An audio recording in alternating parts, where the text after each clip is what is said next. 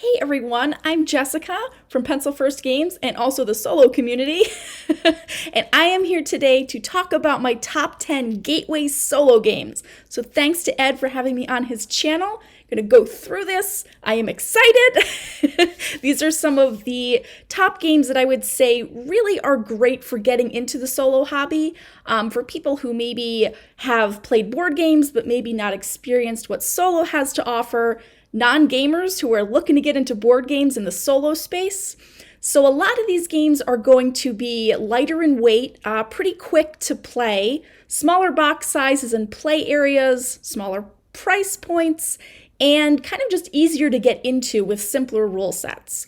Everybody's gateway into solo gaming is going to be different. My husband had one recommendation for me, which was Anachrony, which is a very in-depth game, but that's the only one he's played solo, so everybody's path is different. But I want to go through and share with you what I think are some of those top 10 games to get into solo games. So let's dive in and get started before I ramble too much. So at number 10, I am going to say, hold these up and see how this goes. Oh, there's the pieces inside, is NEOM, which is a tile laying game where you're creating a city by laying these tiles out in all different configurations on a little grid. So why is NEOM great solo? NEOM is awesome to play solo for me because it reminds me of SimCity from way back in the day. There are similar disasters that pop up, and a lot of fun with just planning how that city kind of builds itself up. It also has a really great way of having tile drafting in the solo game where you have these different piles and each turn you need to choose from those. And there's a lot of different choices as you go through this. For me, I get something different out of it every time.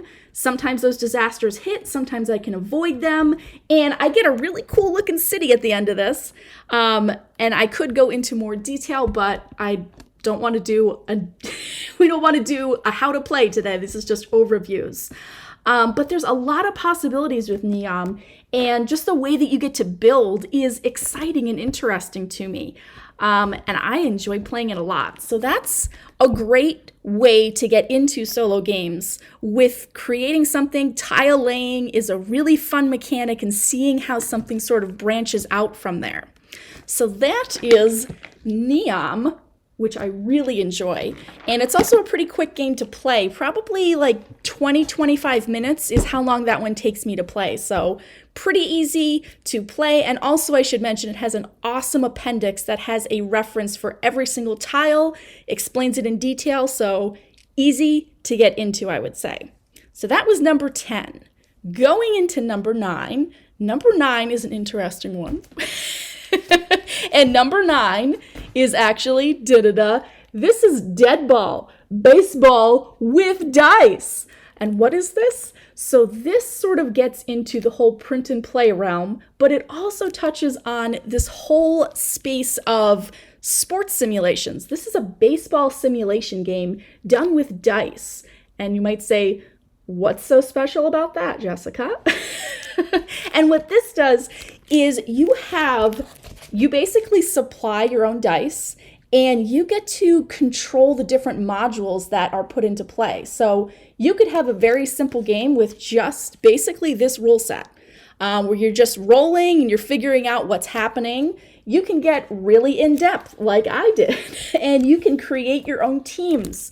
I literally have 4 teams that I created at one point, and I have all the stats for those created and ready to track for a league that I meant to play in 2018. So it is slowly moving along. But with this one, you also get to track the game. So I have, this is for my last play, but you track what goes on in this game, and you're basically just rolling dice. But what happens with those dice is it creates these exciting moments where you have somebody, maybe, you roll it. Oh, it's a double. Great. Yay. But then you find out, oh, wait, hold on a second. The other team made an error, so that turned into a triple. And maybe it's the bottom of the 9th and you're ready to, say that team's lost. And they come from behind and win. I have had this happen numerous times. So exciting. And that, I think, is a great thing that solo games can do. Even though you may not be playing with other people, there are exciting moments. That's what I am here for. I'm here for the experiences. And, some games I like trying to get better at. Other games, I am there for just the home run. Literally and figuratively. So that's Deadball. And Deadball it's really great because, as far as I know, the last time I checked, there is a free PDF available to do like a quick start game and just get an idea of what that game offers. Because there's a whole realm of print and plays and other sports simulation games out there. So that was Deadball. At number 8, I have Black Sonata. And Black Sonata is a really interesting solo game. What does this do? It has both hidden movement and deduction, which are two really difficult mechanics to introduce in solo, because hidden movement, you usually need somebody who is controlling that hidden movement. And deduction, having one person piece together those clues, is kind of like, well, how do I do that? So this one, we're actually traveling around London on a very nice board. We're following the Dark Lady, and there's clues as to what her identity is because we don't know who that is. And it's actually based on Shakespeare's sonnets. There's a great historical piece of information in here, a booklet actually, that kind of goes into that. And you're just trying to track her down. And there's all different ways that you can set up the deck so that it's either, a pretty easy experience, or you can get up to a really difficult challenge of where did she go? How do I figure this out? What path are you taking? And it also has, as you guess where the Dark Lady is, if you think you're in the right location, I don't have it on the back here, but there's actually the cards have a little hole in them, and you put them together and flip it over. And if you're right, you see her silhouette in there, which is really exciting. And if not, it's blank and you got it wrong that turn, and she kind of runs away, and you got to try to track her down and figure it out. And this is a quick game. Probably, again, 15, 20 minutes is what it takes to play for me. Very compact play area and very fun. Just having that element of, I gotta track her down and find out who she is. It's a really great deduction sort of experience. And a lot of mystery games, nothing against them, a lot of them are based on murder mysteries or something that has to do with the violent side. This is literally just trying to track down the identity of somebody, which is really fun. And the way that those clues come out and how you have to piece them together and get this trio of symbols at the end is awesome. So Black Sonata, really fun great game that I love. Up next at number 7 on this list is going to be Cartographers, which is a great and exciting game. Love this one. Have not played it enough, which I can say about most of my solo games. This one, you're actually creating your own map as you go. It's a flip and write. So you're going to be flipping cards over and drawing a map as you go. And there's different goals that you're trying to meet, but you have these different choices, and there's a lot of, it's not as predictable as it might sound. There's a lot of variety. You don't know what's going to come up next, and you end up with really cool maps, which you don't need to be an artist to be great at. I am no artist, and my maps are not that fancy. For instance, there's a map.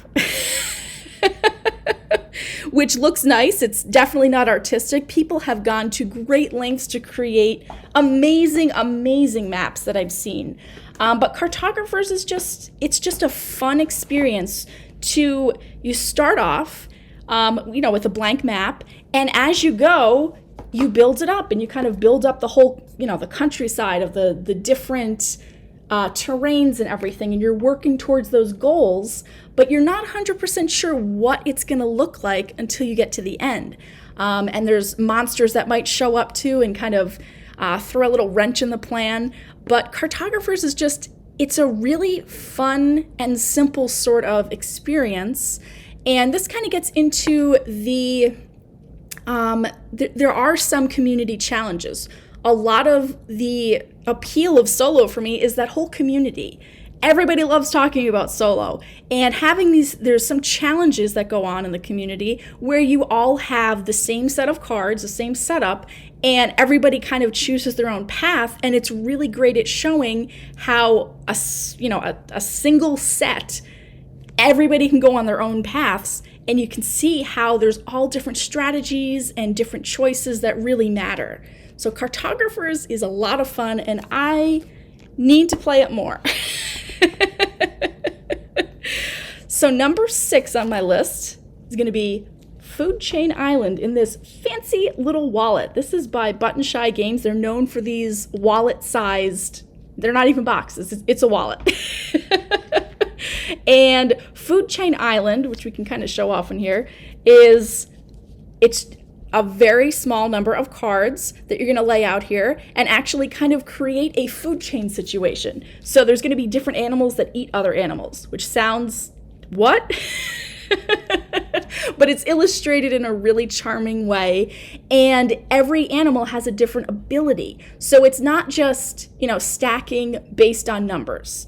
It's stacking based on, okay, hold on, if I do this, it's going to turn this into something else, and then I have to consider this, and it's really, really fun.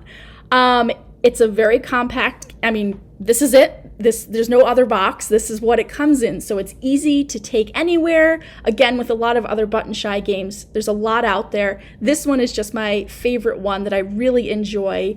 It's a nice, simple sort of challenge, but still very difficult to win in many ways. Although I say that about a lot of games, my my winning percentage is not always that high.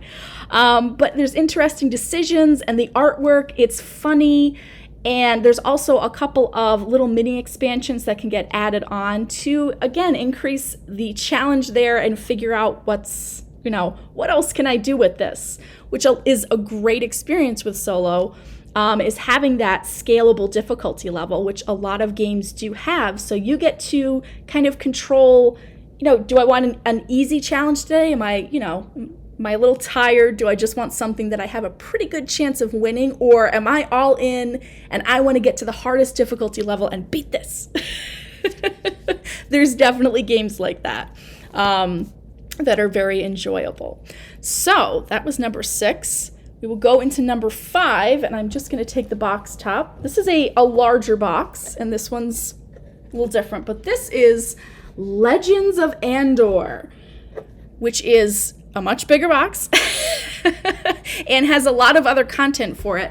But I really like this one because maybe it's not 100% solo, because you do have multiple characters to kind of control, but I really love how this introduces rules and goes through a tutorial and kind of makes it easy to understand how to play. There's not a lot of other games that do it like this. A tutorial is sometimes like, all right, that's going to be too easy. This one, I won't spoil anything, but it really gets the adventure started, and you actually have to plan, and it's more of a puzzle than an actual kind of fantasy adventure where you're trying to fight all the monsters. There's monsters in it, but it actually advances the story along, and you don't want to advance it too quickly. So you actually have to kind of plan out the movements. So in a way, it's kind of like a chess match almost, where you have to say, okay, if I do this, how is that going to affect this next turn? And there's just the cool thing about it is that you go through multiple legends, which are kind of like chapters or scenarios to play. And there's a ton of content for it, both official and unofficial fan-made scenarios. This is a bit of an older game, but that is where it kind of shines, where it's been around for a while, but there's so much fan content and people love it. And the strategy behind it is just really great. And this is Legends of Andor. Usually when I win, I have won on the very last turn, very last moment, right before I lost. So there's these exciting moments again that I kind of touched on before. This gives those exciting moments of like, I got to race out of here. I got to get back to this space. Am I going to be able to make it? Oh no, I have to carry this piece of, this object or whatever. Can I make it? And you plan it out and you figure it out. So exciting for me.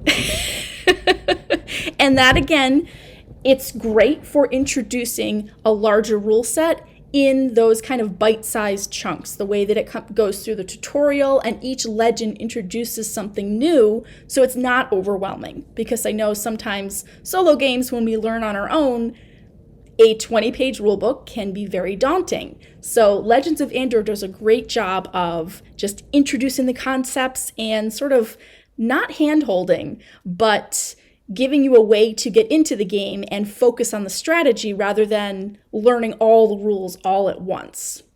So that was Legends of Andor. And you know what's coming next, because of course it is. It comes in 2 versions. Herbaceous, which is the standard edition or the pocket edition. Exact same game, just different sizes. And Herbaceous was the game that really got me into playing solo regularly. You can see the artwork. It's just really relaxing, really fun, and simple. You're just getting herbs. It's a set collection type game, and potting those in different containers. But the challenge here is that you don't know exactly what's going to come out. So every turn in solo is 3 different cards. So when I play this, I actually count it out loud and I say 1, 2, 3 as I'm choosing to put those in different areas to make them available to me. So it's a very relaxing game. This is kind of part of my wind down routine at the end of the day. And it's just great to have a game that kind of occupies that space and allows me to play every single day. Herbaceous, I just hit 1,700 total lifetime plays of this, which is crazy, I know. But I play it all the time. And again, I play it because it is so relaxing and it's simple to get into, but there are still those decisions to be made. And the perfect score of 67 points continues to elude me. So one day I am hoping I will get there. But for now, I continue to play. This gets played almost every day. It's just a really fun and simple sort of game and kind of introduces that whole idea of trying for a high score. Because this is, yes, it's a beat your own score type of game. But it's just interesting to try to get there. Because I have 1,700 plays. I haven't had the perfect game yet. There's also the herb biscuit card, if you're familiar with it. Got to get that herb biscuit card. So there's that fun. And it's so interesting to me to have a game that I have not, tired of in ages. And for my number 3, 10 miles away, and it's heavy. Number 3, as I hear all the parts moving in there, is Nusfjord, which I think is how you pronounce it. I'm going to say that's correct and go with it. But Nusfjord is a great game about kind of managing. You have fishing ships and you're kind of building up this area. But what it really excels at, we'll go to the back a little bit if that has a little bit more. This one has minimal luck. So you actually get to kind of control your actions. And the solo mode actually has you sort of blocking certain actions for future turns. So you actually get to sort of see what's going to happen and plan ahead, but there's a little bit of variability in what buildings come out. And it's really about optimization, which is a huge kind of element in the solo world of, not being able to see everything when you first play a game and then kind of learning over time and saying, oh, that's how I do this. Like, that's how I optimize and that's how I make the best decisions. Oh, cool. I can go down this path and I'm learning from this. So this is an awesome, awesome game that kind of teaches that in a really fun and interesting environment. There are all different types of decks that can be, I shouldn't say all different. The base game comes with 3 different types of decks that you learn over time, but again, it's different every time. I've played this many, many times, and this one is probably 30 minutes, 20 to 30 minutes to play, and every time I say, oh wait, there's a cool combination I can do with those buildings, or wait, hold on, if I used that elder, because there's kind of a council and you can kind of get them to help you out, but you have to feed them with fish. You can say, well, how do I use the best combinations here? And there's a little campaign mode that you can do where you play 3 games in a row and kind of compare your score to when you total it up and see where you landed. Very fun, very interesting. This is a little bit of a heavier weight game for a gateway game, but I do know that some people want that. That's sort of where you want to jump into. So Nusfjord is awesome in that regard, and I enjoy that one so much. That's my fish. Moving all around in there. So going on to number 2. Some may want to avert their eyes. I don't know. Do vegetable people frighten you? It's Mr. Cabbagehead's Garden, which is this box is either lovely or terrifying, depending on who you are. I absolutely love the artwork in this, but what you're working on here is actually building a garden, and each card that you'll see has multiple elements on it that actually play into that. So there's going to be vegetable people neighbors. There's all different types of them, and there's a huge variety of who can actually, show up in each game. You have 4 out of however many. With expansions, there's a lot. So there's tons of possibilities of what might happen during a game. And you're building up this garden. You kind of have a spatial element where there are awards that you can get for completing, like if I have a row or a column of a certain type, or if I have 5 or more of the same vegetable in the garden, there's points for that, which is awesome. But then every now and then the neighbors come by and they will typically try to steal something.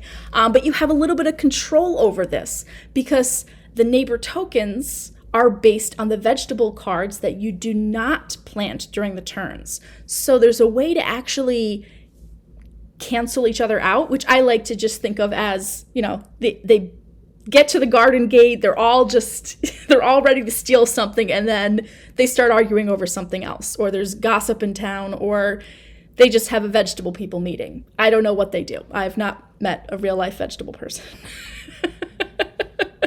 But it really is, again, a fun experience of seeing how cards can be used in different ways. This isn't just choosing, okay, I have a choice of these 3 cards, I'm using this. Moving on, give me another one. No, it's, okay, there's 3 cards. I really want this one, but if I don't take that other one, the neighbors are probably going to come by and steal something. So how do I mitigate this? Do I take that vegetable that I know they're going to steal and I don't need? Maybe that's the right choice. There's a lot of choices here, and it's a very charming game too. Again, the artwork, people are divided on, I know. Understandable. My own household. I love it. Husband doesn't want to see it.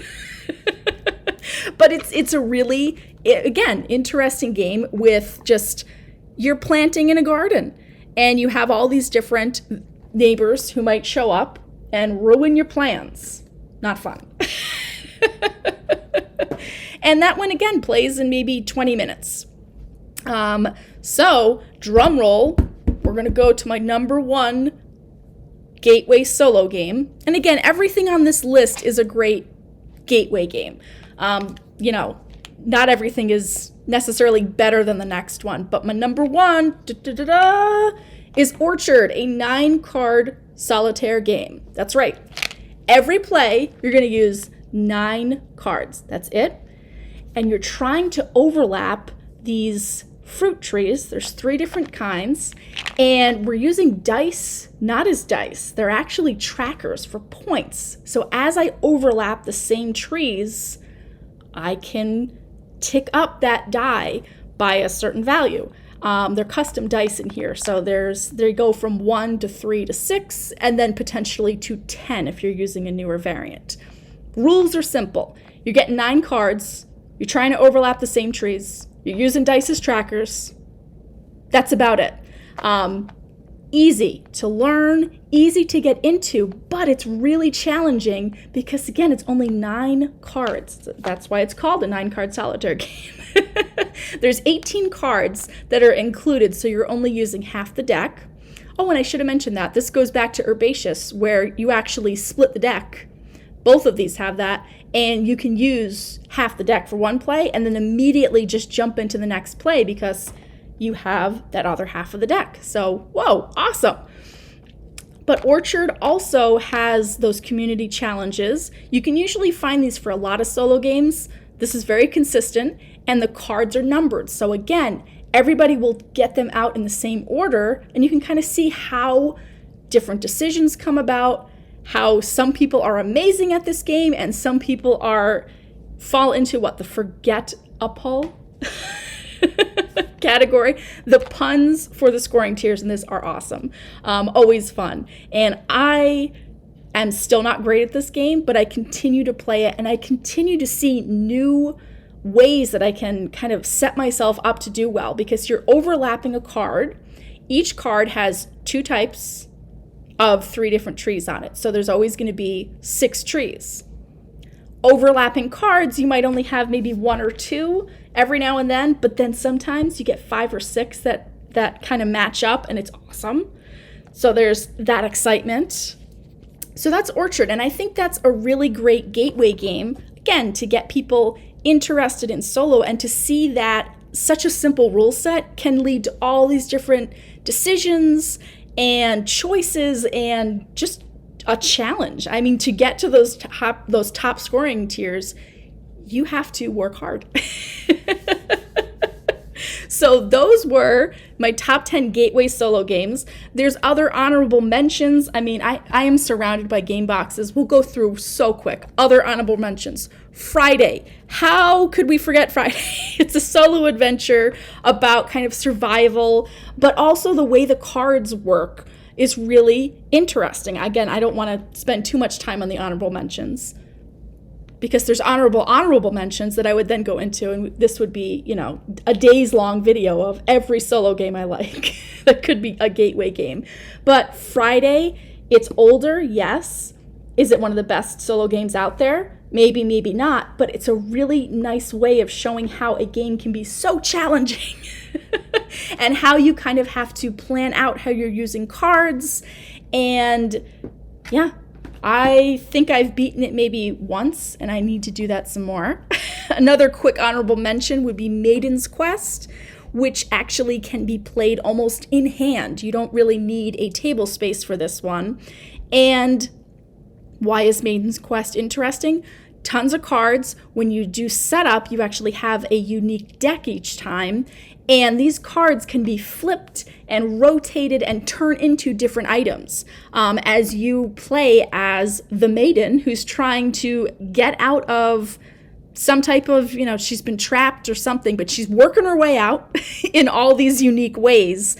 And it's just, again, it's a really fun and interesting sort of game for me. That I don't, it's a smaller box, easy to get into, quick to play again, and fun. Because I think a lot of solo games, for me, it's the experience that really gets me interested in it. Some games, though, I enjoy the challenge of just getting that high score. That's sort of where I am with Herbaceous, with Orchard. Those ones, I am working towards a very numerically based challenge. It's not necessarily about the experience. But again, solo encompasses so much, and there's so many cool things that you can explore out there. This top 10 list is what I consider to be some great gateway games. This was extremely difficult to put together because, again, there's so many awesome solo games. And for anybody getting into the hobby or who wants to explore solo games some more, your gateway game might not be any of these. It might be something completely different. You may want something a little bit heavier. And that is awesome. The main thing here is to get into solo games, discover what's out there, explore all the different possibilities, and find out what is going to work for you. There's tons of themes, tons of mechanics, tons of options out there, because we are living in a wonderful, wonderful time where solo games are everywhere, and you will find a solo mode for a lot of games. Even, again, my journey into solo took the path of using unofficial solo modes for games that are listed as 2 to 4, 2 to 5, or just 2+ players. And I found those out there. They're out there. So these are my gateway games for getting into solo. Find yours though, whatever's out there. The solo community's there. We will chat. There are tons of recommendations, tons of just people ready and willing to talk about solo games. I'm trying my best to keep this video to a short length because I will go on and on. I love the games, I love the community, and board games, yes. Have fun with board games. That's what I'm going to end with here. Thank you to everybody for watching, and hopefully this was fun and interesting and kind of showed you some of the different mechanics that you can find in solo that maybe you didn't know existed. So get out there, play some board games, solo or not. We have an awesome, awesome hobby. So many awesome people involved in it. So that's where we are. This was the top 10 gateway solo games. Again, hope it was fun and interesting. I had a great time. Thanks again. Take care. Bye.